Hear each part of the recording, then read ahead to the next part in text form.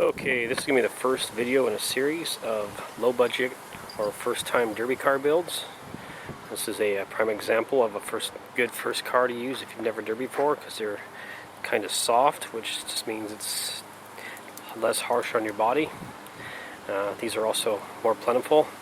This one's a little harder to find since it's a 77, and I'll go over the differences and what makes these slightly better than the up to 89s and that year cars, which are pretty much the same. First of all, this is basically going to start out with say you're coming out to buy this car, what you need to look for. First of all, with a derby, it's got to run.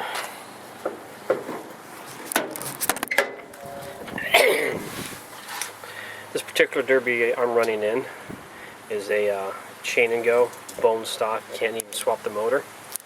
So I'm going to keep this Buick 350, but if you're allowed to swap motors, it's always a good idea to use a small block Chevy or something that's easier to get parts for, even a small block Ford, small block Mopar. They're much easier to get parts for. A few things, I already know what's wrong with this car, I'll go over in a moment, but let's start off with the basics. One of the first things you can do is just make sure it's got fluids in it. Power steering fluid looks real clean. And the fact that it's there tells you that it's more than likely not a leak.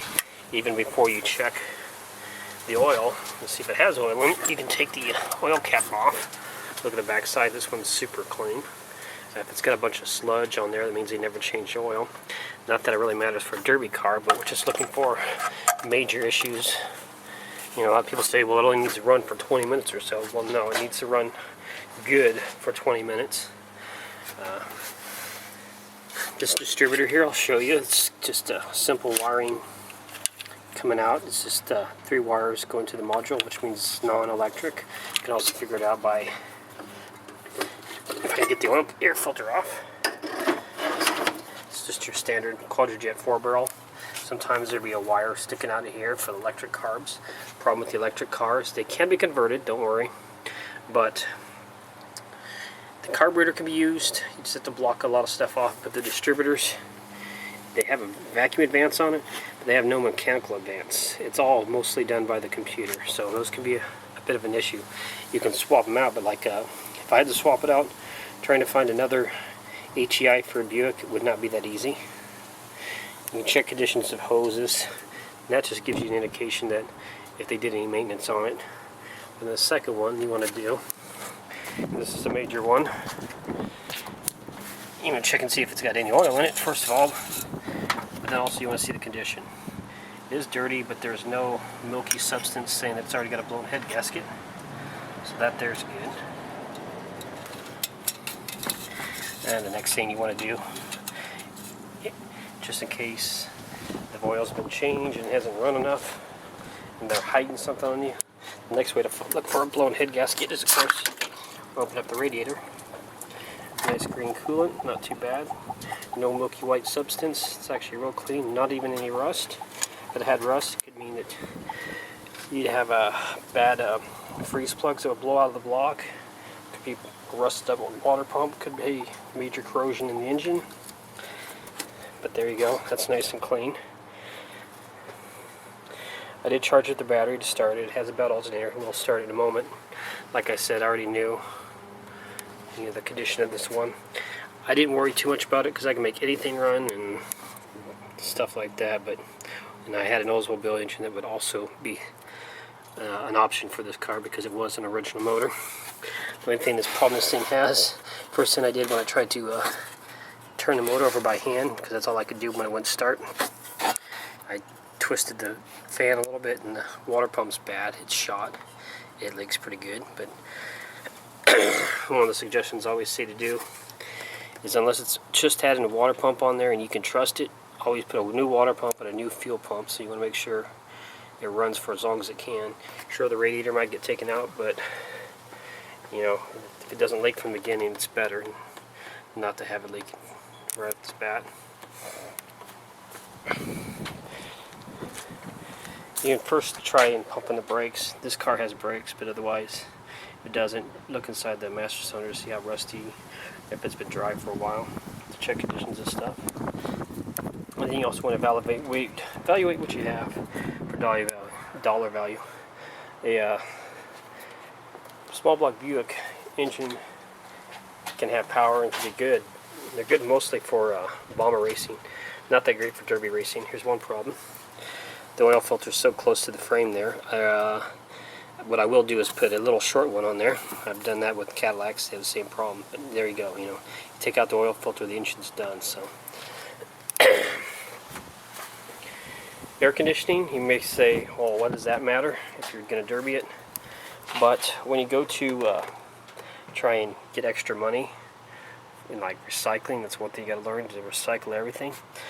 Aluminum. Inside here, aluminum. Heater core, brass. That's worth money. Wiper motor, worth money. This car also has fan motor, worth money.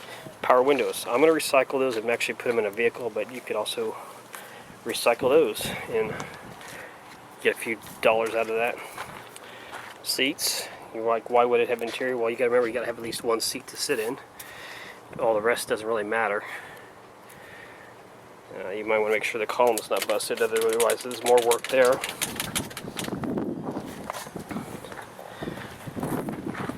These tires and rims are good. You might be able to sell them. I've been inspired by these to help keep them from here.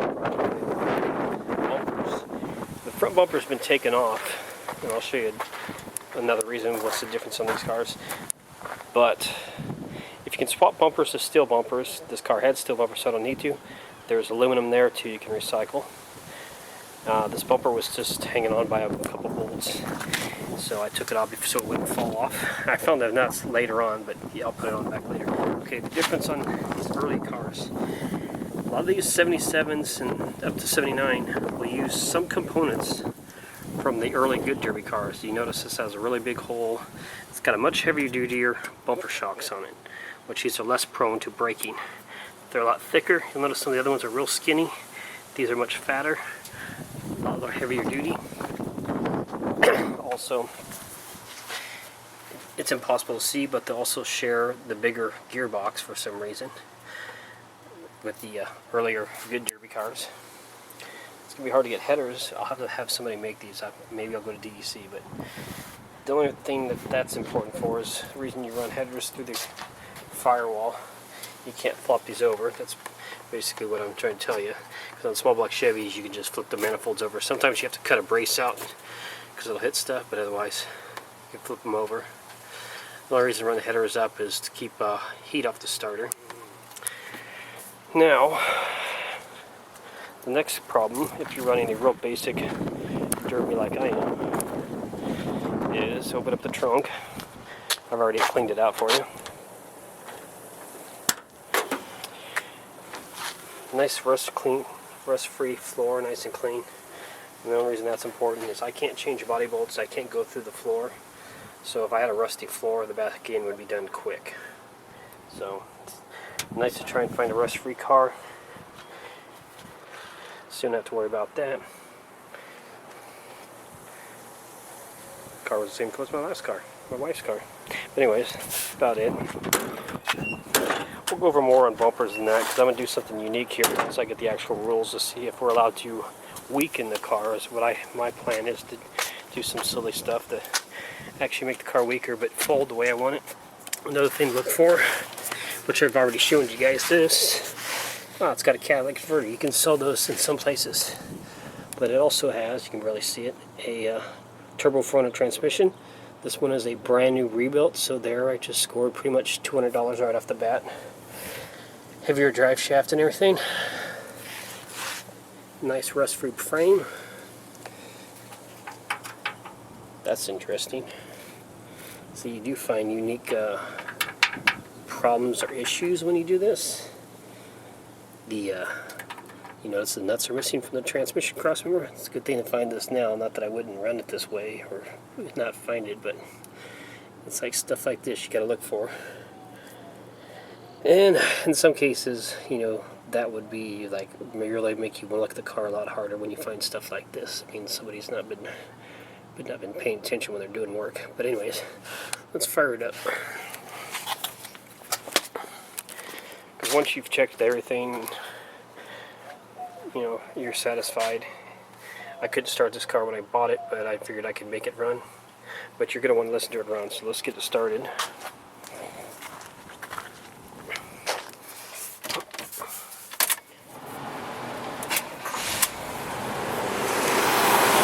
Idle's a little high, but it runs really good.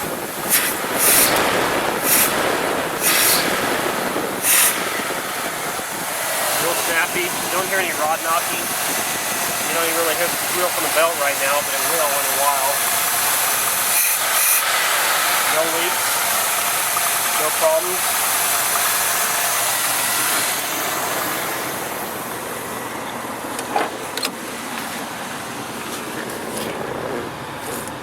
Power steering works, that's a good sign. No loud squeals like bad pump gearbox.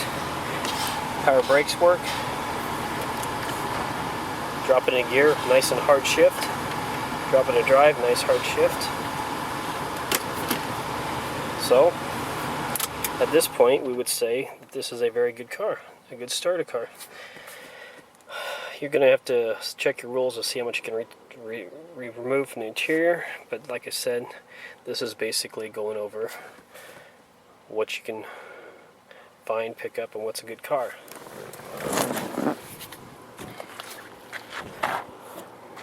So all in all, this would be a perfect car. And I'll even tell you what I paid for it. I paid $300 for this car. He said it needed a bonded title because it has title issues. He wouldn't say why, and I didn't get any paperwork. I didn't care. I found some receipts in there. Probably he has a mechanic's lien on it, but for what I'm going to do with it, it's just going to get destroyed, and then it'll get gutted for all its pieces, anything good on it. But there you go, things to look for. You know, you can hear the things, little bonuses. This radiator's not that big. It's probably about a 2 or 3 core. Good enough. You know, you don't need to go crazy with a 4-core radiator or any of that. You know, the battery is no value other than scrap, or if it'll fit your car, you might get $8 to $10 for it. There's a lot of little stuff like, you know, if you had a more valuable car, like an older car, maybe you could sell the cruise control to someone, but where I live, nobody's restoring these cars or doing anything with these cars, so that's why I got it so cheap. But there you go. Best tips I can give you. If you got any questions, I'll go over them. But there you go. Tips on buying a car, first of all.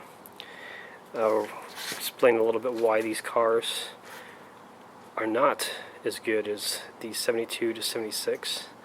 And then for those who didn't live through those years, which I did, the reason being is the gas crunch. They were trying everything to get better gas mileage. That's why cars, you stopped seeing the 454s and everything went down to 350, and then sooner or later you're going to get 305s and 307s. But on cars like this, the biggest thing they did to try and cut down on fuel consumption, and it was Lee Iacocca who did it. He said it's easier to remove 1,000 pounds from 100 places than 1,000 pounds from one place. So that's why the sheet metal is so much thinner. The car is literally 6 inches narrower than the good 72 to 76. The frame is much thinner. The back frame is pretty thin. It's literally sheet metal. When people tell you to do these extreme notches on these cars, I don't suggest doing it because it's just going to go straight in. I realize that, you know, the humps want to blow out on these cars, but in most cases, let it. If you time it just right, the humps will go down and in at the same time. But everything on the pre-77, you know, 76 and older cars, bumpers were thicker, everything was just thicker. So, but on the brighter side, as long as you got good door bars in this, when you go and take this car and you go head to head with somebody, you're going to lose if they got a strong car, but it's not going to hurt. The car's just going to bend. Same thing with the sides of the car, which is crush in. So this is why I say these 77 to 89 or whatever cars are good for first timers. If you can, the only thing you have to worry about, the roofs on these are also so much weaker, so if you're in a place where the tracks are fast and crazy, hopefully they have a roll bar rule. I have seen these roofs just crush all the way down. I've seen drivers get their heads stuck out between the door frame and the hood and the roof and get trapped in them, so they can be quite dangerous when they get flipped. That's the only real worry you have to worry about them. Hoods, trunks, everything on these cars are much weaker. That's the only problem with these cars, is the rules really need to be able to tie these hoods down good. Otherwise, first few hits you're not going to be able to see anymore. But there you go. Like I said, any questions on anything you don't quite understand, what to look for. I didn't go over like rear ends, because I've run these cars and they don't really have a problem. Plus, you're not really going to be wanting to get crazy and changing gears. First derby, you're going to most likely lose. Just go out there and have fun. And these cheap cars like this are the best to use. So, like I said, any questions, comment in the box below. See ya.